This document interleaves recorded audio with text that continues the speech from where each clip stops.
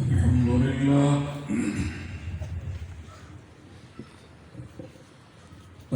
لله وكفى والصلاة والسلام على سيد الرسل وخاتم الأنبياء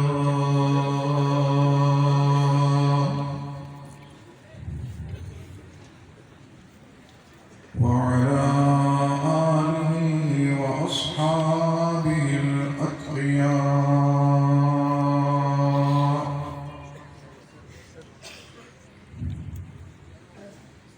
أما بعد فأعوذ بالله من الشيطان الرجيم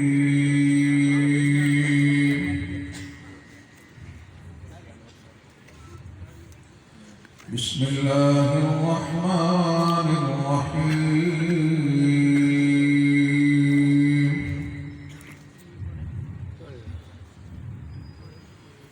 لقد جاءكم رسول من أنفسكم عزيز عليه ما عنتم حريص عليكم بالمؤمنين رؤوف رحيم قال النبي صلى الله عليه وسلم لا يؤمن أحدكم حتى أكون أحب إليه من والده وولده والناس أجمعين صدق الله العظيم وصدق رسوله النبي الكريم ونحن على ذلك من الشاهدين والشاكرين والحمد لله رب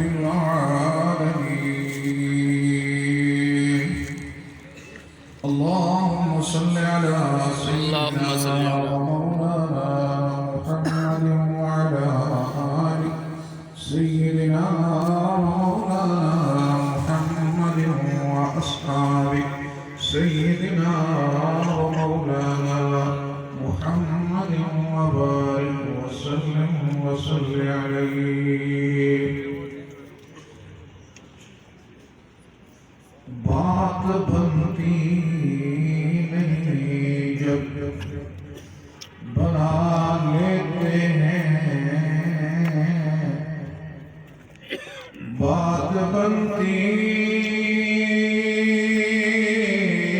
نہیں جب بنا لیتے ہیں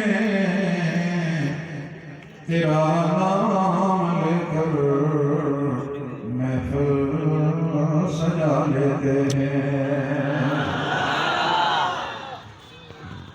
لفظ جب اشکوں کی صورت میں وضو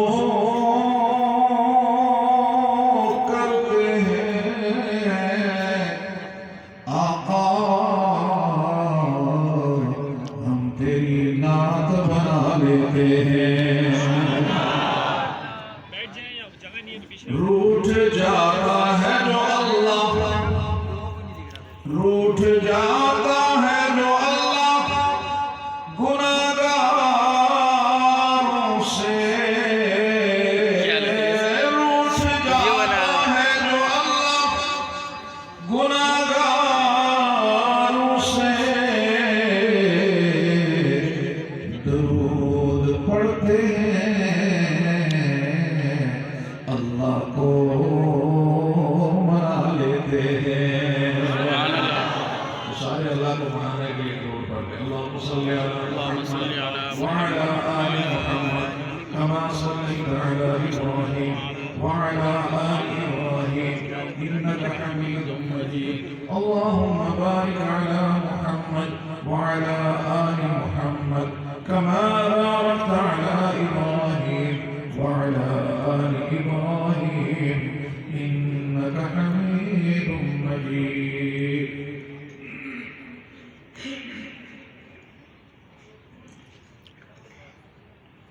زینت بزم حضرات علماء کرام،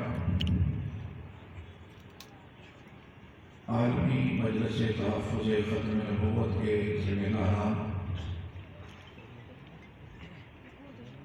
اور ختم نبوت کے پروانوں، دیوانوں، مستانوں، السلام علیکم ورحمۃ اللہ وبرکاتہ.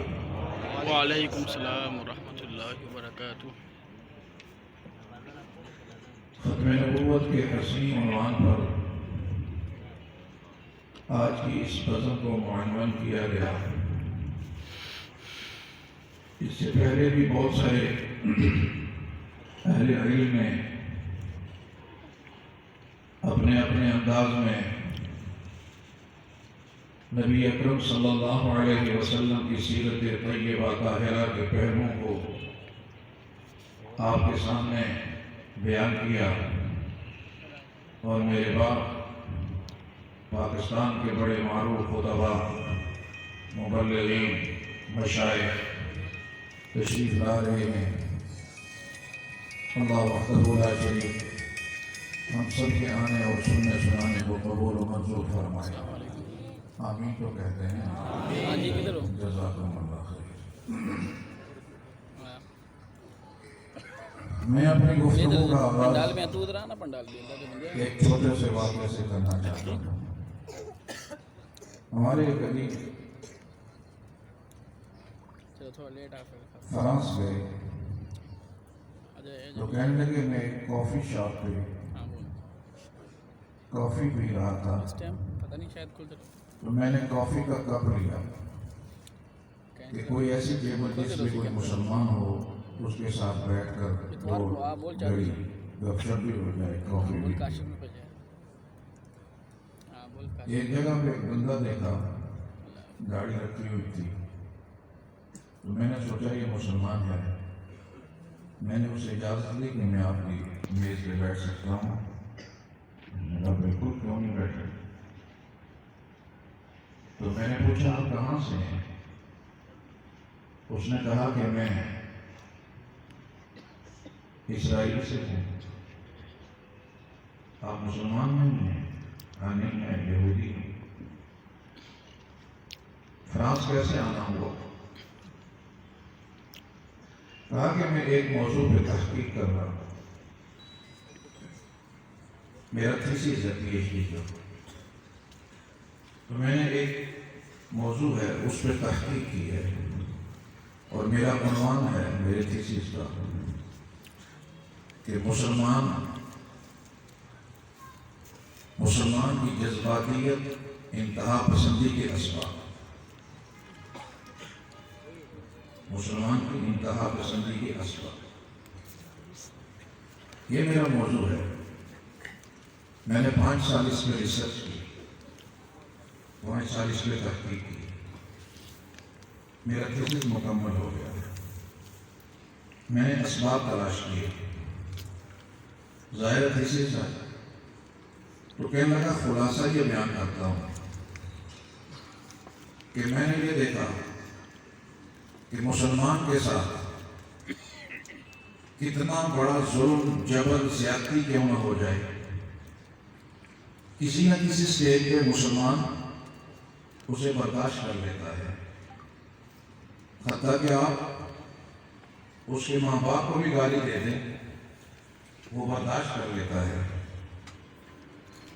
لیکن ایک چیز میرے لیے تعجب کا ذریعہ رہی کہ اگر اس کے نبی پر کوئی ہاتھ اٹھائے، اس کے نبی پر کوئی قلم اٹھائے، اس کے نبی پر کوئی زبان بھونکے تو کیا گزرا مسلمان بھی برداشت نہیں کرتا.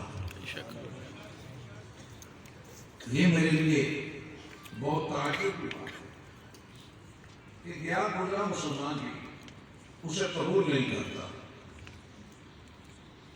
تو کہا اچھا پھر تمہاری تحقیق آگے کیا گیا؟ اس نے کہا میں اس نتیجے پہ پہنچا ہوں بڑی سنجیدگی کے ساتھ، یہاں بہت سنجیدہ لوگ بھی تشریف فرما. میں 5 سال کی ریسرچ کرنے کے بعد میں اس نتیجے پہ پہنچا ہوں جب تک مسلمان کا تعلق اپنے نبی سے کٹتا نہیں ہے اس وقت تک اس امت کا مٹانا ناممکن ہے۔ جب تک اس امت کا اپنے نبی سے جو تعلق ہے وہ کٹتا نہیں ہے اس وقت تک اس امت کا وجود مٹانا ناممکن ہے۔ یہ کہنے لگا میں بہت کمزور سا مسلمان تھا، میں لرز گیا، میں کانپ گیا کہ اوہو یہ تو محنت ہو رہی ہے اس امت کو اپنے محبوب نبی سے کاٹنے کی۔ تو میں نے کہا جب تھیسس ہوتا ہے اس میں سفارشات بھی ہوتی ہے، تو آپ نے کیا سفارشیں کی، کس طرح تعلق کٹے؟ اس بدبخت نے کہا میں نے اپنے تھیسس میں یہ سفارشات رکھی کہ آنے والی جو نوجوان نسل ہے اس کا رابطہ اپنے محبوب نبی سے کم ہو جائے اور نبی اکرم صلی اللہ علیہ وسلم کی حیات طیبہ طاہرہ کو اس کی نظروں میں مشبوہ بنا دیا جائے۔ کیسے؟ کہا کہ نبی علیہ السلام کی زندگی پر بےہودہ کتابیں لکھ کر، بےہودہ فلمیں بنا کر، بےہودہ کارٹون بنا کر، بےہودہ پروپیگنڈا کر کے اس طرح آنے والی نسل سے مصطفیٰ کا تعلق کاٹا جائے، اور جو ہی یہ امت کٹ جائے گی اس کا مٹانا آسان ہو جائے گا۔ تو میرے دوستو، آج دشمن اس امت کا تعلق آمنہ کے لال سے کاٹنا چاہتا ہے، اور عالمی مجلس تحفظ ختم نبوت اس امت کا جوڑ مصطفیٰ سے پکا کرنا چاہتی ہے۔ اور آج کے اس اجتماع میں ہم یہ اعلان کرتے ہیں کہ ہماری جانیں، ہمارا مال، ہمارا سب کچھ مصطفیٰ کی ناموس کے لیے قربان ہے انشاءاللہ۔ بلند آواز سے انشاءاللہ۔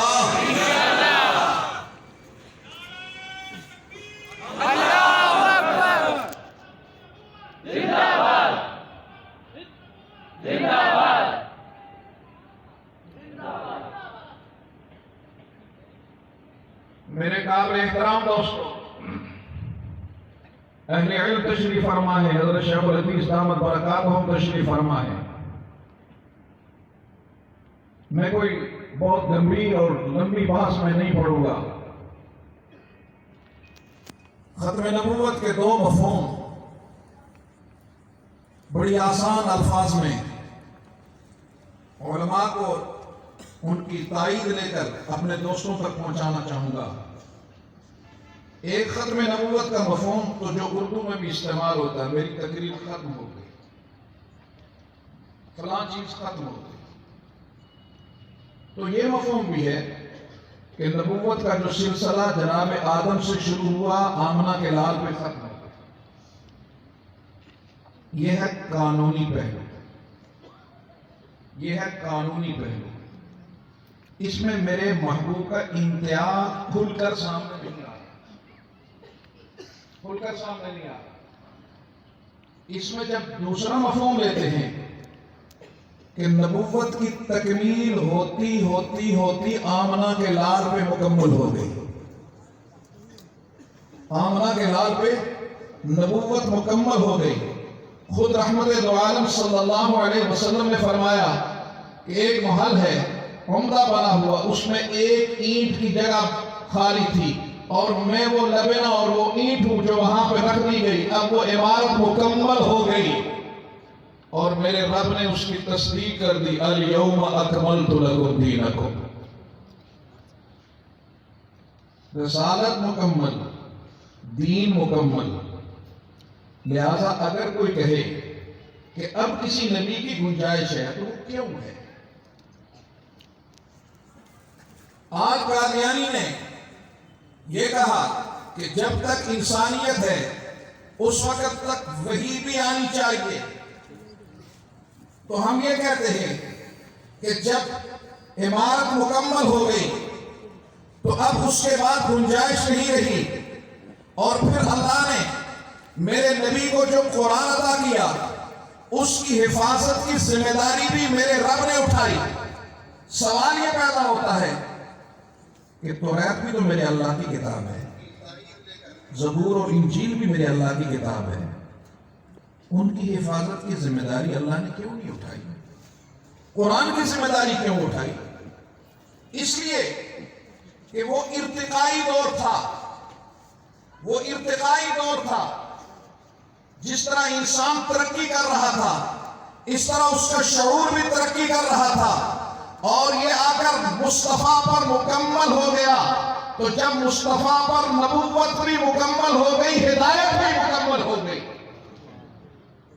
اب میرے محبوب نبی کے بعد نہ کوئی نبی آ سکتا ہے، نہ کوئی اور ہدایت والی کتاب آ سکتی ہے. کیوں؟ اس لیے کہ میرا نبی سارے نبیوں سے بڑی شان والا ہے. سب کہتے ہیں صلی اللہ علیہ وسلم. میں دو جملے کہہ کر اس بہت ہی پر رونق کانفرنس میں اپنی حاضری کو یقینی بنانا چاہتا ہوں. عظمتوں والے رب نے اپنی عظمت والی کتاب میں میرے محبوب کا تذکرہ کیا. میں ایک فکر دے کر بات کو مختصر کروں گا. اعوذ باللہ من الشیطان الرجیم، بسم اللہ الرحمن الرحیم.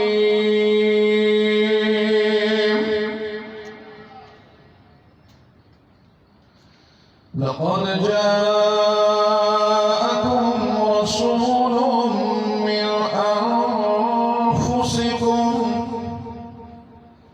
عزيز عليه ما عنتم حريص عليكم بالمؤمنين رؤوف رحيم.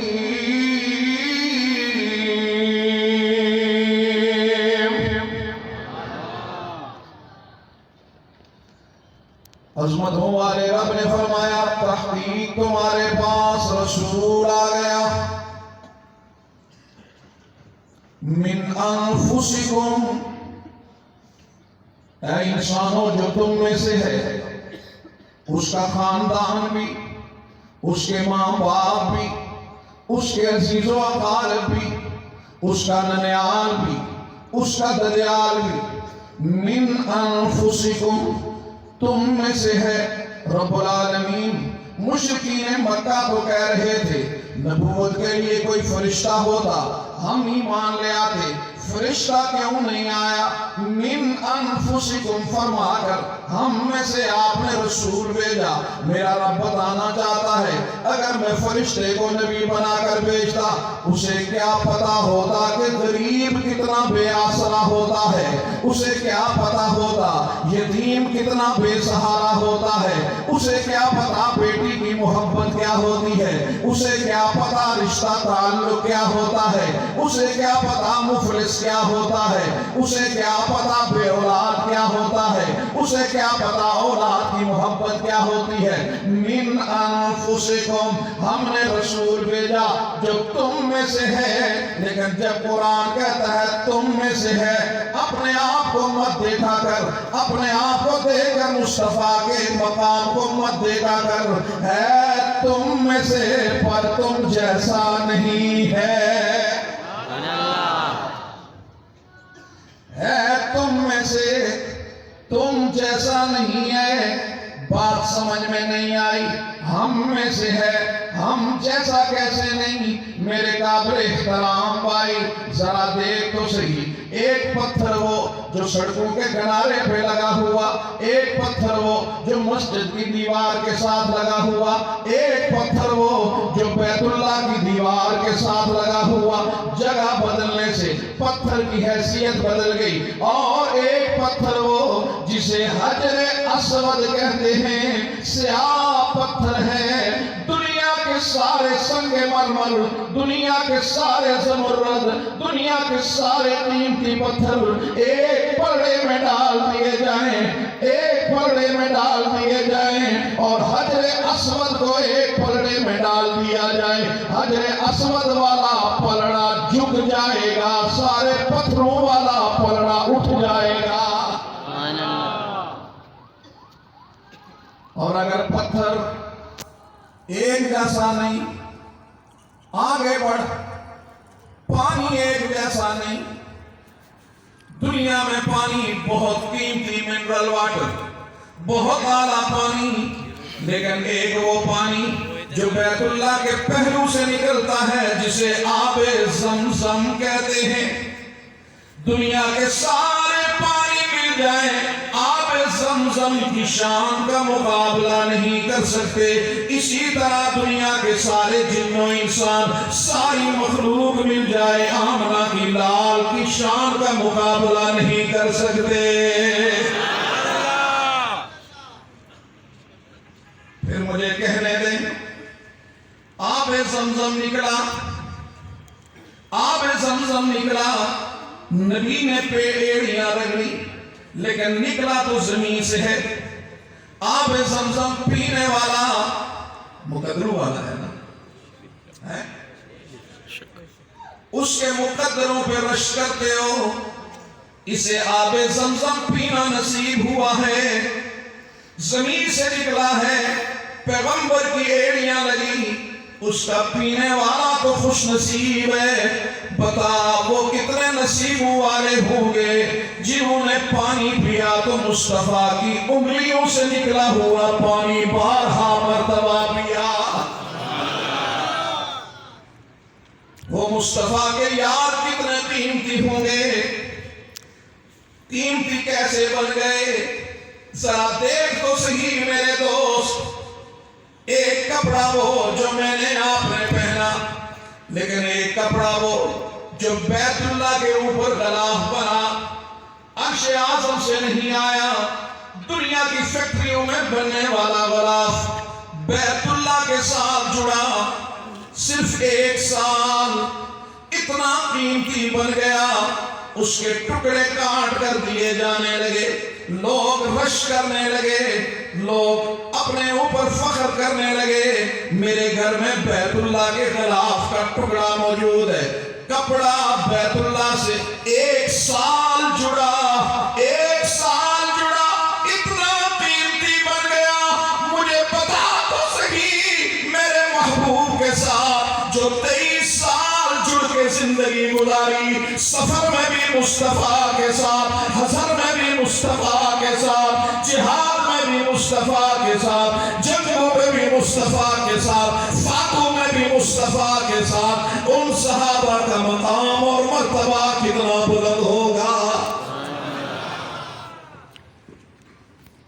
میرے قابل احترام دوست،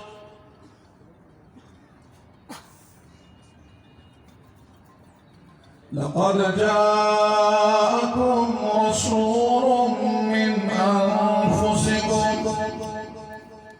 عزيز عليه ما عنتم، بس یہاں تک بات پہنچانا، عزيز عليه ما عنتم، اس نبی پر، اس معصوم نبی پر کیا گراں گزرتا ہے، تمہاری تکلیف، تمہاری مشقت، اس معصوم نبی پہ قلب اطہر پہ گراں گزرتی ہے، میرا رب اس کی خبر دے رہا۔ لقد جاءكم رسول من أنفسكم عزيز عليه ما عنتم، گراں گزرتی ہے میرے محبوب نبی پر اپنی امت کی تکلیف۔ اس طرح رحمتوں والے نبی نے فرمایا، ہر نبی کو اللہ نے ایک دعا اور ایک اختیار دیا، ہر نبی نے وہ اختیار استعمال کیا، آپ سے پوچھا گیا آپ نے استعمال کیا، فرمایا استعمال کریں گے؟ فرمایا دنیا میں نہیں کروں گا۔ اللہ کے محبوب کب کریں گے؟ فرمایا کل میدان محشر ہوگا، میرے گناہگار امتی جہنم کی طرف گھسیٹ کر لے جانے لگیں گے۔ ان کے والد نے منہ موڑ لیا، ان کی ماں نے منہ موڑ لیا، ان کے بیٹوں نے منہ موڑ لیا، سب نے منہ موڑ لیا۔ وہ بے سہارا ہو کر دیکھنے لگے تو میں اللہ کی بارگاہ میں سر بسجود ہو کر عرض کروں گا، میرے ربا مجھ پہ غموں کا پہاڑ ٹوٹا، میں نے وہ اختیار استعمال نہیں کیا۔ میرے ربا آج میں وہ اختیار استعمال کرنا چاہتا ہوں، میرا اختیار میری دعا قبول فرما کر میرے گناہگاروں کی جہنم کو جنت سے بدل دے۔ ان کے دربار اقدس میں جب بھی کوئی غم زدہ آ گیا، تشنہ آ گیا، غم غلط ہو گئے، معصیت بھول گئی، مغفرت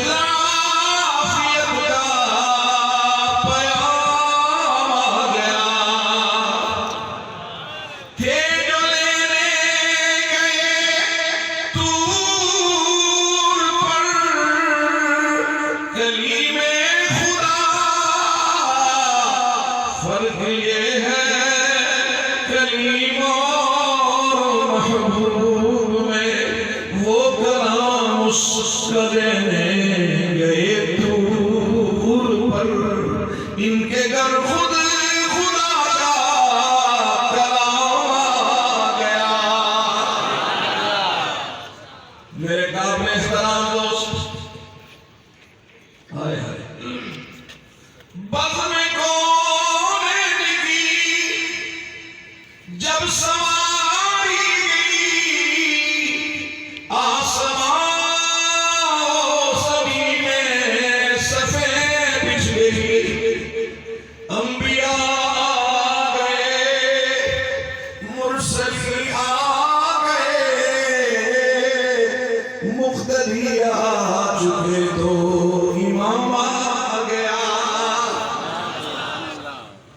ایک بات آ گئی، سارے انبیاء کھڑے ہیں، جبریل امین نے رحمتوں والے نبی کا ہاتھ تھام کر مصلی پہ کھڑا کیا۔ نبیوں میں سے کسی نے اعتراض نہیں کیا، نہ آدم بولے کہ میں ابو البشر ہوں، مجھے حق زیادہ ہے، نہ نوح بولے نہ ابراہیم بولے۔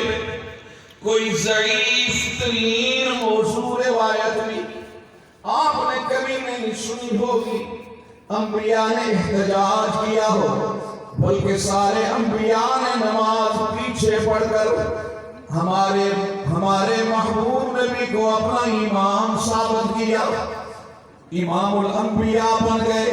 سارے انبیاء نے میرے محبوب نبی کی اقتدا کی، جسے جبریل نے ہاتھ تھام کے آگے دیا، انبیاء میں سے کسی نے اعتراض نہیں کیا۔ تو پھر مجھے یہ قیمتی جملہ کہنے دو کہ جسے میرے مصطفیٰ نے ہاتھ تھام کر اپنے مصلی پہ کھڑا کیا، اس پر بھی کسی کو اعتراض کا حق نہیں پہنچتا ہے۔ گل سمجھائی کہ نہیں؟ میرے قابل احترام دوستو، عزیز علیہ ما عنتم، اس نبی پر تو ہماری تکلیف گراں گزرے، یہ امتی کیسا ہے کہ اس نبی کے خلاف پروپیگنڈا ہو، اس نبی کے خلاف کارٹون بنے، اس نبی کے خلاف کتابیں لکھی جائے اور امتی کی جبین پہ شکل گرائے۔ نبی تو کہے، اس پر تو گراں گزرے، لیکن یہ امتی کیسا ہے کہ جو نبی کی ذات کے ساتھ وابستگی کا اعلان کرتا ہے اور یہ کہتا ہے غلامی رسول میں موت بھی قبول ہے، لیکن یہ نہیں کہتا کہ غلامی رسول میں سود چھوڑ دوں گا، یہ نہیں کہتا، کیونکہ چھوڑنا پڑتا ہے، یہ نہیں کہے گا، یہ نہیں کہے گا غلامی رسول میں تجارت مصطفیٰ کے طریقے پہ ہوگی، یہ نہیں کہے گا کہ میری اولاد کی تعلیم مصطفیٰ کے طریقے پہ ہوگی، یہ کبھی نہیں کہے گا کہ اس ملک کا نظام مصطفیٰ کے طریقے پہ ہوگا۔ نعرہ تو صرف نعرہ لگا دیا۔ میرے قابل احترام دوستو، آؤ آج کے اس اجتماع میں ہم یہ عزم کریں کہ اللہ وحدہ لا شریک نے آپ کو، میرے اللہ کا کرم ہے، میرے اللہ کا فضل ہے، آج مدارس اسلامیہ کی چار دیواری میں میرے یہ پھول جیسے بچے تعلیم حاصل کر رہے ہیں۔ اس مدارس کی چار دیواری میں مدرسہ اس کا اسباب کی دنیا میں محافظ بنا ہوا ہے، اور اس مدرسے کا محافظ وفاق المدارس العربیہ بنا ہوا ہے، اور اس وفاق المدارس العربیہ کا محافظ پاکستان میں جمعیت علماء اسلام بنی۔ نعرہ تکبیر، نعرہ تکبیر، تاج و تخت ختم نبوت، عالمی مجلس تحفظ ختم نبوت، جمعیت علماء اسلام۔ اور ہم نے اس اہم اجتماع میں اپنے اداروں کو وفاق کا تحفظ بھی کرنا ہے، اس لیے کہ قادیانی سمجھتا ہے کہ یہ وہ دینی ادارے ہیں جو ہمارے خلاف ایک نظریہ پیدا کر رہے ہیں۔ آج ہم نے عزم کرنا ہے کہ اپنے مدرسے کو مضبوط بھی کرنا ہے، وفاق کو قوت دینی ہے، اور ہم نے اس عزم کا بھی اظہار کرنا ہے کہ جمعیت علماء اسلام کے بازو کو مضبوط کرنا ہے، تاکہ وہ قادیانیت کے گریباں کو پھینک کر رکھے۔ انشاءاللہ بلند آواز سے میرے بہت ہی قابل قدر، قابل احترام دوستو، کیونکہ وقت بہت ہی مختصر، اور یہ میں کہتا ہوں، یہ بات بھی آ گئی تو کہہ کر بات ختم کرتا ہوں۔ ہر خطیب کہتا ہے وقت بڑا کم ہے، اگر زیادہ ہوتا تو میں پتہ نہیں کیا کرتا۔ پھر اس کے بعد دوسرا آنے والا یہی کہتا ہے، ہر لکھنے والا لکھتا ہے، کہتا ہے وقت زندگی نے نہیں دیا، ورنہ میرے پاس تو بہت کچھ تھا لکھنے کے لیے۔ ہر فلسفی یہ کہتا ہے میرے ساتھ زندگی نے وفا نہیں کی، اگر وفا کرتی تو میں فلاں کر دیتا۔ دنیا کا جو بندہ آپ دیکھیں گے وہ وقت کی شکایت کرے گا کہ میں تکمیل نہیں کر سکا، لیکن میں اپنے محبوب نبی کی اس معجزے کو دیکھتا ہوں کہ 23 سالہ زندگی میں میرے محبوب نبی نے فرمایا میں نے جو کچھ تھا وہ مکمل کر دیا ہے۔ میں نے جو کچھ تھا، اليوم اکملت لکم دینکم واتممت علیکم نعمتی ورضیت لکم الاسلام دینا۔ میرے دوستو، میرا محبوب نبی کہہ سکتا ہے میں نے دین مکمل کر دیا ہے۔ جب دین مکمل، تمہارا جسم مکمل ہے، آنکھیں 2 ہیں، تیسری لگ جائے آپریشن کرتے ہو، انگلیاں 5 ہیں، چھٹی آ جائے آپریشن کرتے ہو، کان 2 ہیں، تیسرا آ جائے تو آپریشن کرتے ہو۔ اسی طرح دین مکمل ہے، اب اگر تیسرا کوئی دجال آ جائے، کوئی کذاب آ جائے تو امت صرف نعرہ نہ لگائے بلکہ آپریشن کرے۔